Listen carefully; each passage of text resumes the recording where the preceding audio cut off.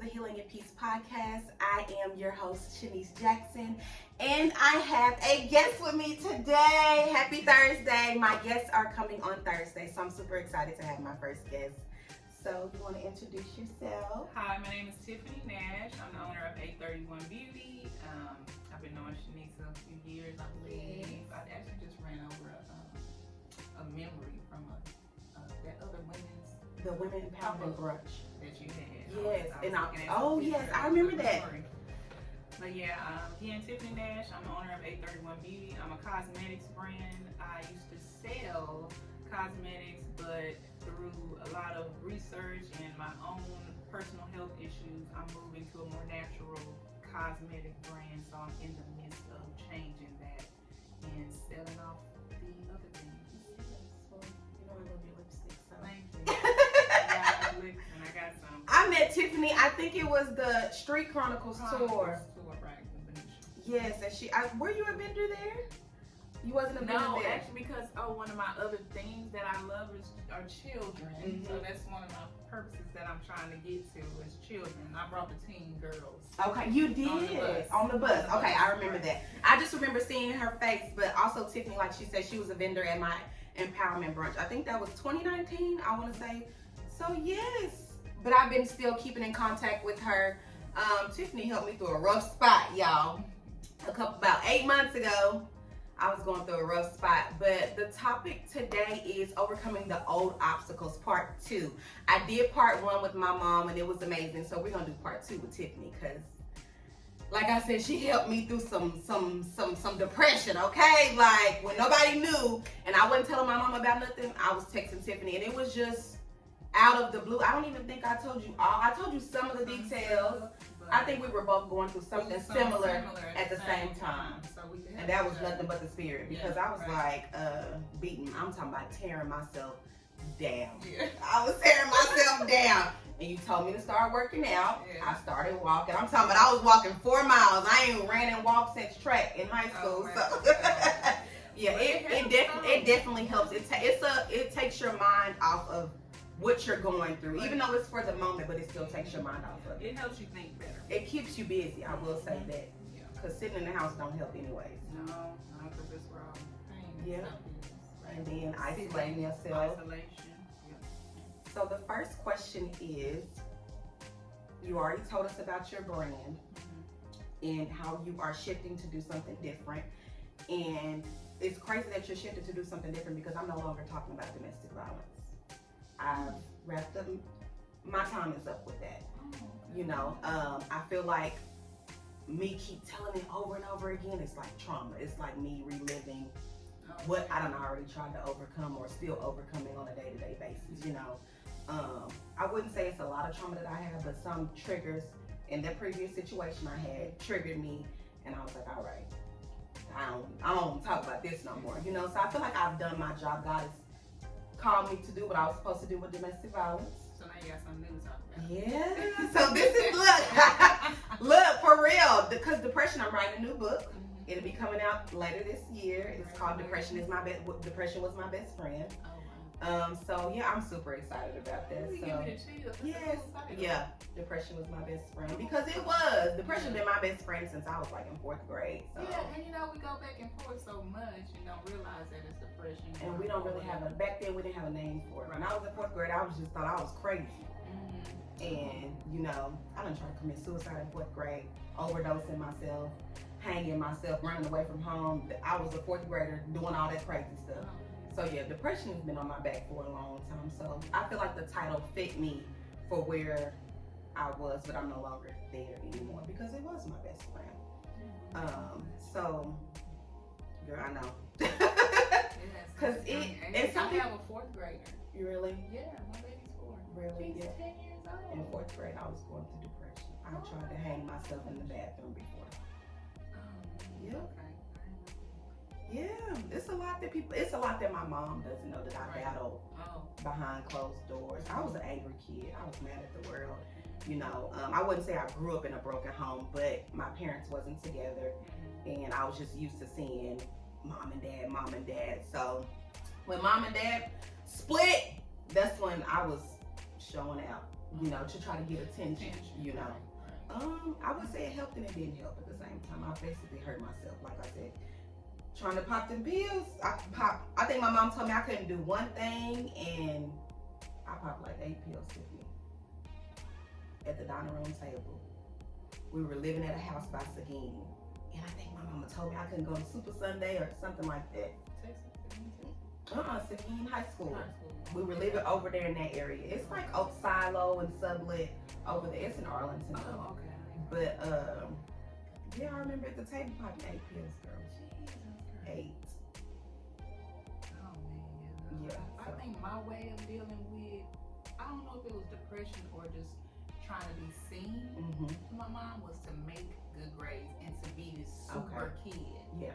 Like, I'm making straight A's, I'm Yeah. really smart, and so I, you know, people just have their different ways of dealing with stuff. Yes. But yeah, I just wanted to be really smart, and I always made good grades, or I always, oh my God, I remember, so this is one of the questions I think we may ask, but I think I was in 2nd grade going to 3rd grade, or 3rd grade going to 4th grade, and I had made a 70 on my final report card. I'll never forget this.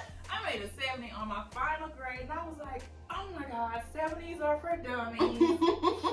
And my mom was like, at least you passed. Yeah. It's like, I ain't worried about a 70. And she really wasn't. Yeah.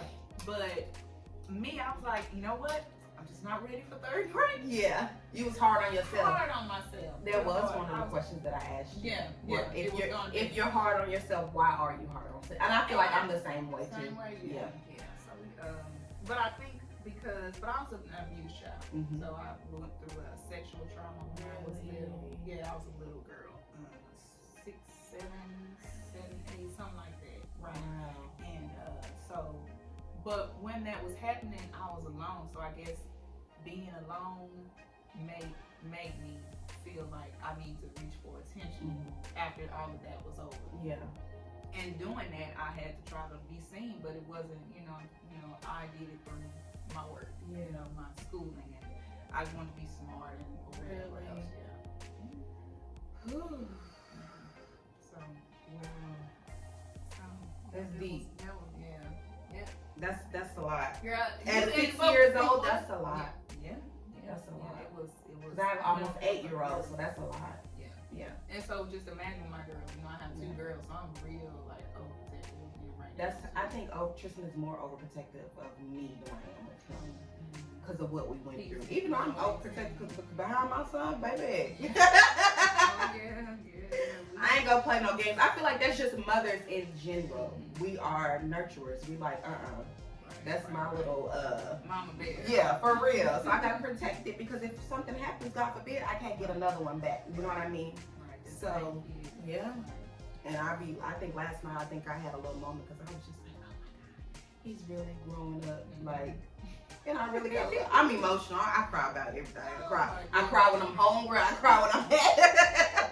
I cry about everything, but sometimes it be me crying because I need help or me crying because I'm really happy, you know? Yeah. So, but only I know that. Yeah. But yeah. Lately it's been good tears. It's been good tears. Yeah. Look, I've been crying some Look. tears too. Yeah. And it's like, you know, just Life being happy that it's hard. you're getting over some things now, and it's like, and you remember where you were and to where you are now. Even if it's small, but that's your victory. Yeah. So, Like when you got here, I was like, I really hope she comes because before you got here, I was crying. oh my goodness. Cause it's 8 months ago seems like it was yesterday. You know, it don't seem like that long ago. But the time has really It has passed really because we're passed. moving, and then Time what's don't going it on don't in slow the down for world. nobody. Yeah. That's why there's this meme that says, or this quote that says, you know, your feelings or whatever, your goals don't care how you feel. They You gotta don't. get back up. They don't. And that's why we do this, so we like almost kill ourselves because we got stuff to do. Yeah, we but do. no, we gotta sit down. Exactly. I feel like now I'm at a pace where nobody is rushing me. I'm in my own. I'm in my own lane, and I'm not getting over. Yeah. I took a step back. I feel like a lot of things broke my heart, but opened up my eyes. Like, yeah. I hate that it have to be like that, but I feel like a lot of things opened up my eyes within this past year. Yeah, a lot of things. It hurt. Don't get me wrong, it hurt it for a long time. Cause I was like, all right, Lord, when this gonna be over? What you want to talk about? 'Cause me too. I was like, Lord, you're forgetting about me. You know, like everybody getting married. I'm just over here. I'm stressed behind somebody I've only been talking to for 2 months. I'm losing my mind. Okay. But I feel like with that person, we spent a lot of time together, but we needed to slow it down. It started off so fast that we didn't grab a hold to a friendship. Yeah, we didn't focus on that. Everything went by so fast, and I'm thankful for that person because they taught me not to let nobody play with me. You know what I'm saying? But anyways, because I ain't got time today, because I can go on and on, but. Honey, because I feel like I let that situation break me down so to where I beat myself up and I couldn't even. That's what you needed. I feel like that person humbled me. In a way, because I was like, how I think I told you I've been in toxic relationships all my life that I became toxic, and I didn't know that I was becoming toxic. Right. Oh, I didn't want to accept the fact that I was becoming toxic. Look at ourselves. We just point the finger to everybody. Yeah, It's like, no, it's not me, cause I'm a good one. I'm a dime a dozen. Right, but no. It definitely humbled me, and it definitely made me take a step back and be like, okay, you gotta get you together because, who you know of. Yeah, I'm glad. But my thing with mine was that it was 20 years. Yeah, that's a long time. That's a long Mine's too much. And I'm up here stressing, losing 15 pounds. Hey, that's a good weight loss plan, ain't it? Until you gain it all back. Oh my God. Went out the country for the first time and I was like, he got me messed up. Like I'm out the country, but and gained all my little weight back. I'm talking about immediately. I was like, girl, and I ain't. That's why I wouldn't say I'm dating right now, but I have someone that's interested in me, and I give him the hardest time because I'm just like, I'm not gonna say I'm not ready. I just don't. I never want to be forced into something that I really don't want. Maybe you should date more than one person. Oh, that's a lot. It's not. It's not, but it is. It's not. Because I didn't used to date one person. I mean, I used to date one person, but I that's how did you fall too. for people. Oh. That's how you fall for the okie dokie. Oh, and I think that's what it was. You put all your eggs in a basket for one person. I bet I won't do it again. I told a dude a couple years ago. Baby. Look, okay.